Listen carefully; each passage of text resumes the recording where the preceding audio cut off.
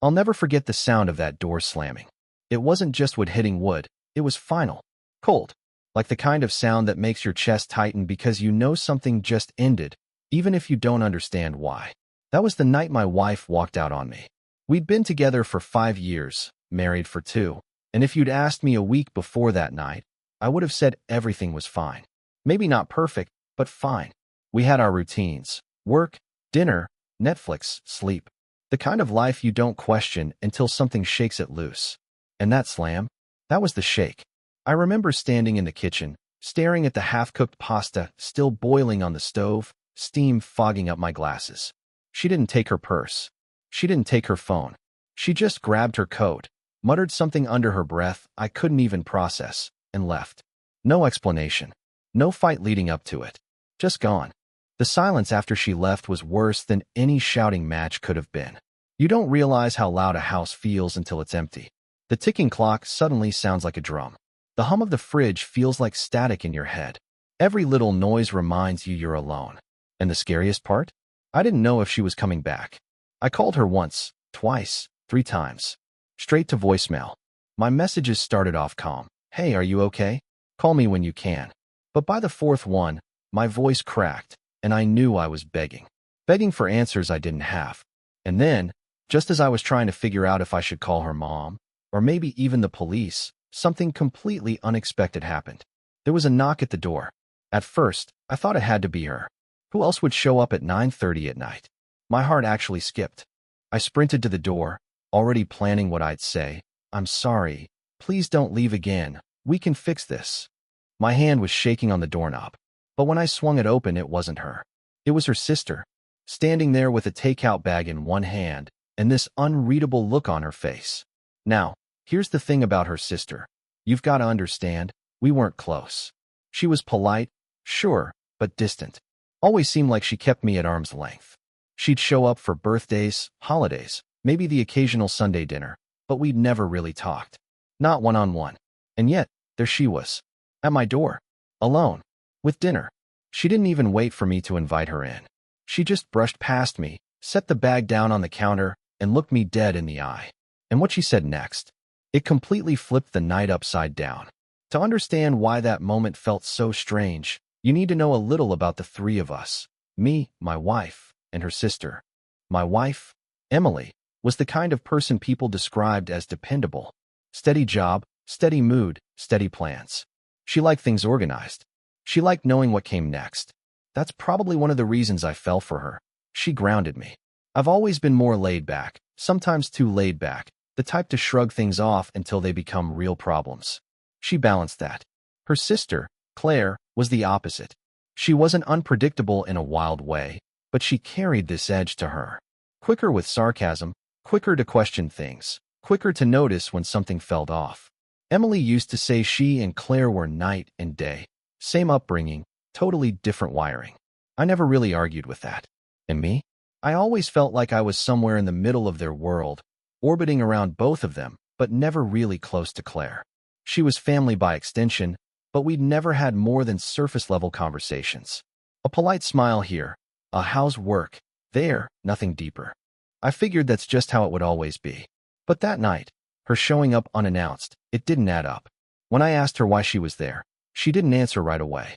She just started unpacking the takeout containers, like it was the most normal thing in the world. Lo mein, dumplings, sesame chicken, the stuff Emily usually ordered when she was stressed out or needed comfort food. It felt too specific to be random.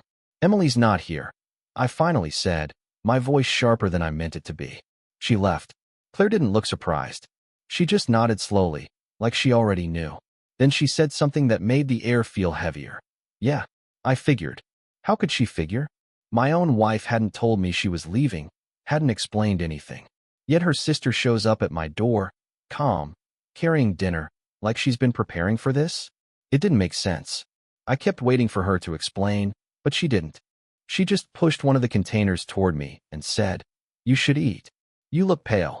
I didn't want to eat. I wanted answers. I wanted to know where Emily was, why she left, what she had told Claire that she hadn't told me. But I also knew Claire wasn't someone you could push. She had that look, the one that told you she'd only speak when she was ready. So I sat there at the table with her, The two of us eating quietly while the clock ticked louder and louder. Every bite tasted strange, like my stomach couldn't decide if it was hungry or sick. And the whole time, one thought kept circling in my head. If Claire knew Emily was going to leave, then what else did she know? Because the way she was looking at me that night, it wasn't pity. It wasn't sympathy. It was something else. Something I couldn't put my finger on yet. I kept staring at her, waiting for her to break the silence. But Claire ate calmly, like this was just any other night. It made my skin crawl. How could she sit there so relaxed when my entire world had just split apart? Finally, I couldn't hold it in. Claire, what's going on? Why are you here? And how did you figure Emily would leave? She set down her chopsticks, wiped her hands on a napkin, and leaned back in her chair. Her eyes didn't flinch, didn't even blink. Because she told me she might, she said flatly. It hit me like a punch to the chest. Emily had told her something she hadn't told me. Her own husband. Wait, she talked to you? About leaving? My voice cracked, the words sharper than I meant. And you didn't think I should know?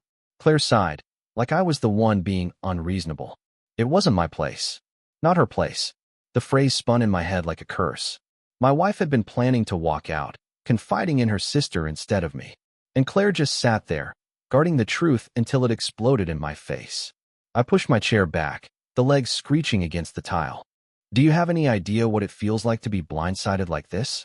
To hear it from you and not her. For the first time, her expression softened, just a flicker. More than you think, she said quietly. That stopped me cold. What was that supposed to mean? I wanted to demand answers, to shake the truth out of her. But before I could speak again, Claire leaned forward, lowering her voice. Look, you deserve to know everything. But you're not going to like it. My heart pounded so hard I could barely breathe. What could be so bad that she had to say it like that? She glanced at the door, then back at me, her jaw tightening. If I tell you, there's no going back. For any of us. And right then, just as I was about to press her, my phone lit up on the table. Emily's name.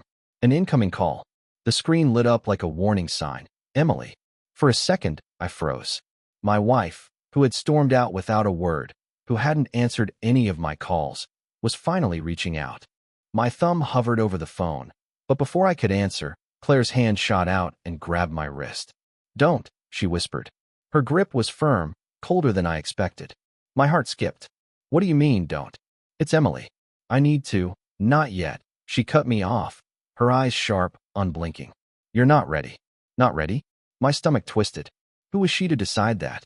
I yanked my hand free, but by the time I looked back down, the call had ended. Missed. The screen went black again, leaving me in a darker silence than before.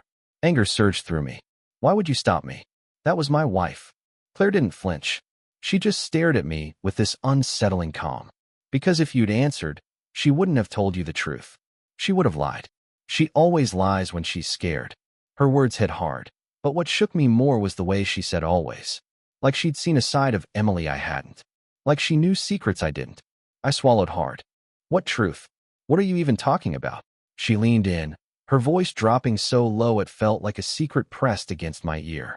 Emily didn't just leave because of you. There's more. A lot more.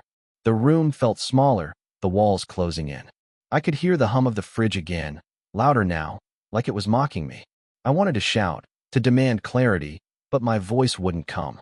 Claire stood, pacing slowly, her arms crossed. You think she left out of nowhere?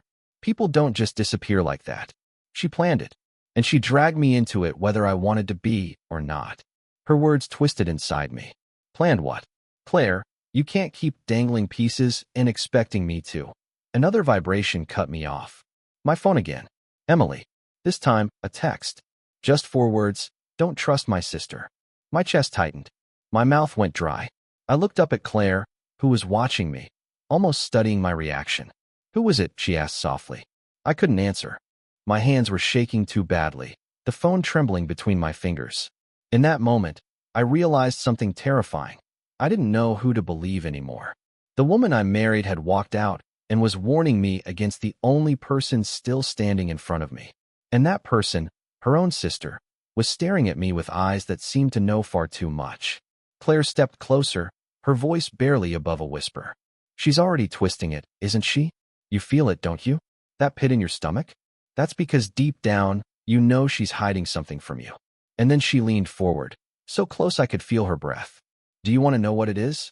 My chest was tight, my pulse racing, when Claire finally spoke. She didn't just leave you, Mark. She left because of me. The words felt like a bomb going off in the middle of the room. I blinked, certain I'd misheard.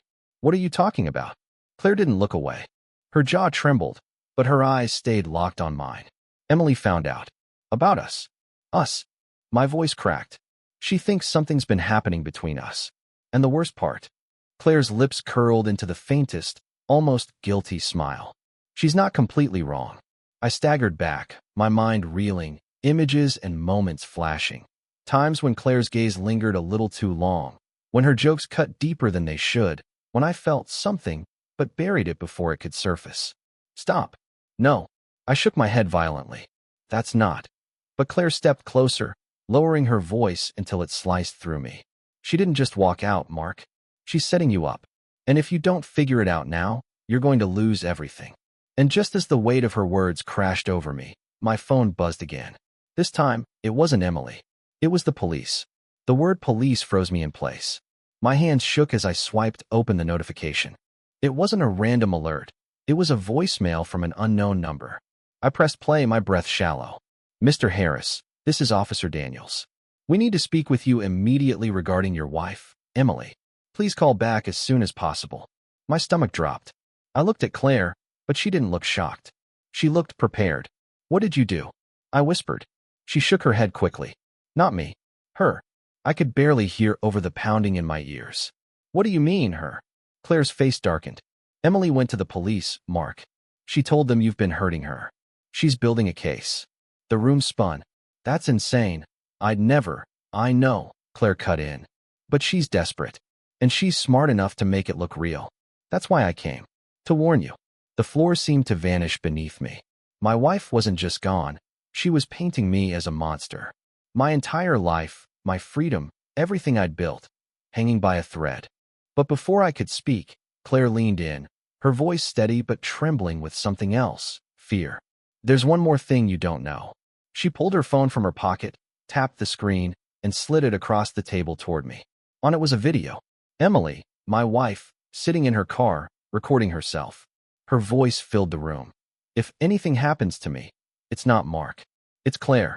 I stared at the screen, the world tilting on its axis. Claire's face went pale. And in that instant, I realized I wasn't the only one being set up. The video ended, but the sound of Emily's voice lingered in the room like smoke I couldn't clear. Not Mark. It's Claire. My mind couldn't process it fast enough. My wife, who had just accused me to the police, had also left behind proof that her own sister might be the real danger. I looked up, and for the first time that night, Claire wasn't composed. Her face was drained of color, her hands twitching as if she didn't know what to do with them. The calm, calculating mask she'd been wearing all evening had cracked wide open. That's not what it looks like, she stammered. But it was. It had to be. All at once, the puzzle pieces clicked. Emily hadn't walked out just to escape me. She'd walked out to protect herself from her sister. Claire hadn't shown up with dinner to comfort me. She'd shown up to control the story before Emily's side reached me. My chest ached, but this time it wasn't from fear. It was relief. Because for the first time since that door slammed, I finally understood. I grabbed my phone with shaking hands and called the officer back. My voice cracked as I explained everything. The sudden exit, the late-night knock, the dinner, the video.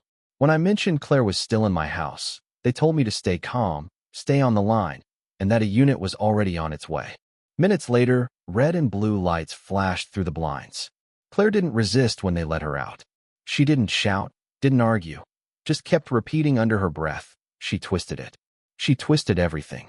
When the house finally fell silent again, I sat at the table alone. The food had gone cold, untouched. My phone buzzed once more, a new message from Emily. Just 6 words this time. I'm safe. Thank you for believing. I let out a breath I didn't realize I'd been holding.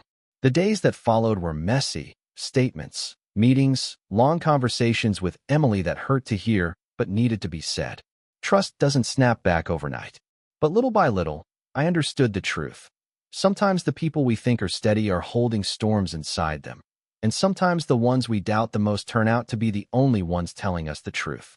Emily and I are still figuring things out. Some nights are heavier than others. But that night changed me. It taught me that love isn't just about routines and quiet dinners. It's about believing the person in front of you, even when the story sounds impossible. And if there's one thing I've taken away from it all, it's this. The scariest lies aren't the ones strangers tell you.